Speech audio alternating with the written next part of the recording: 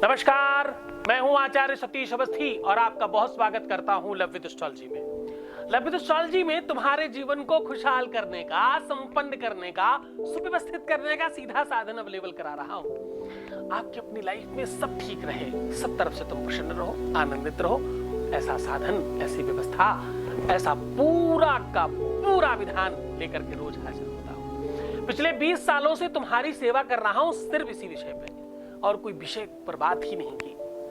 प्रवचन, कथाएं, बहुत सारे काम करने के बाद भी सिर्फ तुम्हारे लिए हाजिर हूं। मैं रेगुलर आस्था पे बहुत सालों तक बोलता रहा,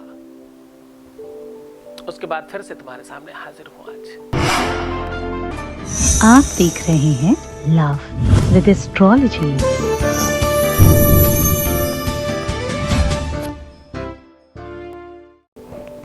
आज मैं बात कर रहा हूं तुम्हारी अपनी मैरिटल लाइफ, तुम्हारी शादीशुदा जीवन में किसी भी तरह की तकलीफ ना आने पाए उसका साधन। अगर तुम्हारा पति तुम्हें दुष्ट मिल गया है, अगर तुम्हारा जीवन साथी तुम्हारे हाथ से फिसल रहा है, अगर तुम्हारे अपने पति की प्रवृत्तियां, उनकी आदतें, उनका नेचर, उनका स्वभाव, उनका व्यक्तित्व, उनका बातचीत करने का ढंग अच्छा नहीं है, अगर उनका व्यवहार, उनका आचरण और उनका चारित्रिक विश्लेषण बहुत बेहतर नहीं है, तो आज आपको इसका एक अद्भुत, चमत्कारी और बहुत प्रभावशाली वशीकरण लेकर के आपके सामने हाजिर हूं। ऐसे इंसान को कैसे आप अपनी ओर खींच सकते हो, कैसे अपने काबू में रख सकते हो, क्योंकि ऐसा बुरा इंसान जब तक आपके काबू में नहीं होगा तब तक वो आपका होगा ही नहीं। अगर उसकी प्रवृत्तिगत दोष है उसके अंदर, उसके माँ बाप, उसके भाई बहन, उसके घर वाले, उसके परिवार वाले उसे ठीक नहीं कर पाए और तुम्हारे चक्कर में बात फंस गई, अब बात तुम्हारे ऊपर आ गई। कुछ अच्छा होता तो कोई और कर रहा होता, कुछ बुरा हो गया तो वो तुम्हारी वजह से हो गया, ऐसी भावनाएं सबके सामने दिख रही हैं और तुम दोषी करार दिए जा रहे हो। तो साहब, आज का दिन तुम्हारा है। इस उपाय को आप तभी कीजिएगा जब आपका पति प्रवृत्तिगत रूप से अच्छा ना हो।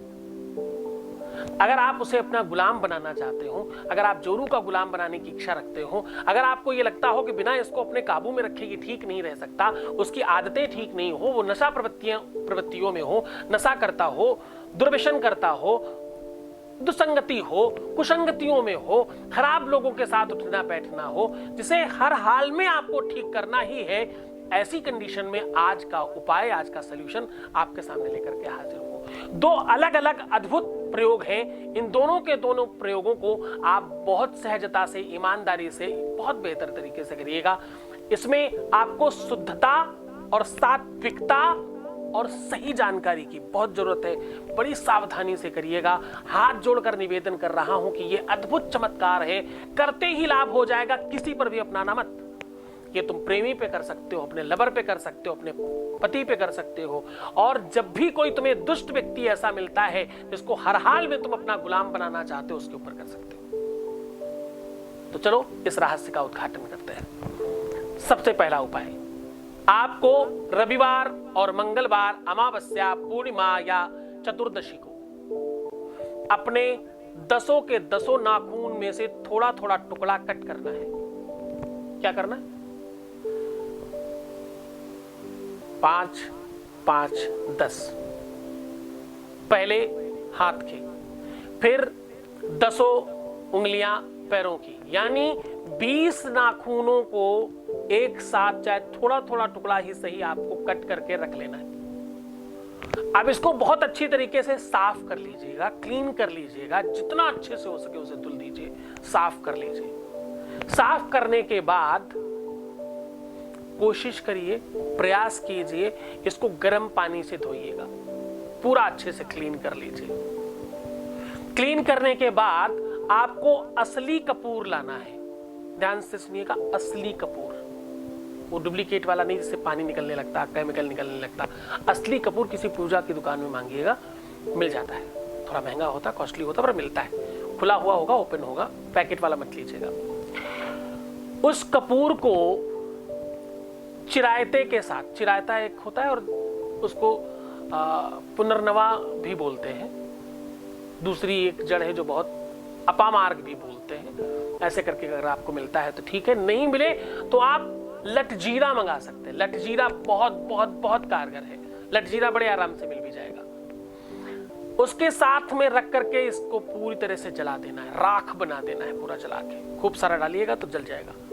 उस राख को अपनी अनामिका और मिडिल फिंगर और अंगूठे के मदद से 3 चुटकी वो राख उठा लेनी है वहां से,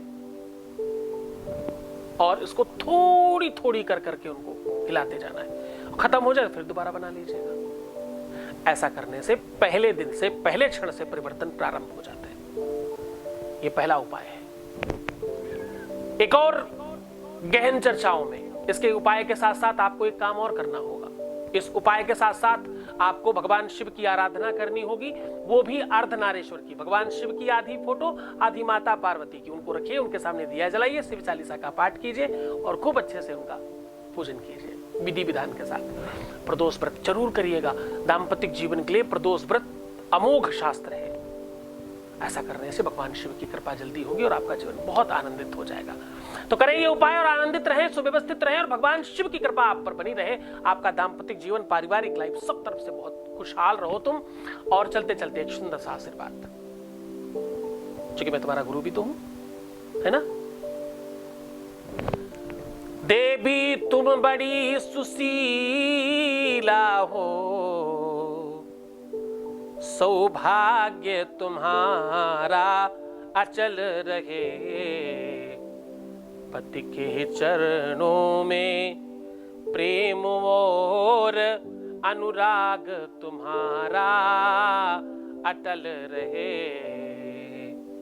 जब लव गंग में धार रहे, सूरज चंदा चमकार रहे। तब लव यश कीर्ति तुम्हारी हो और तुम्हारे घर का भरा भंडार रहे। जय जय शिव शंभू।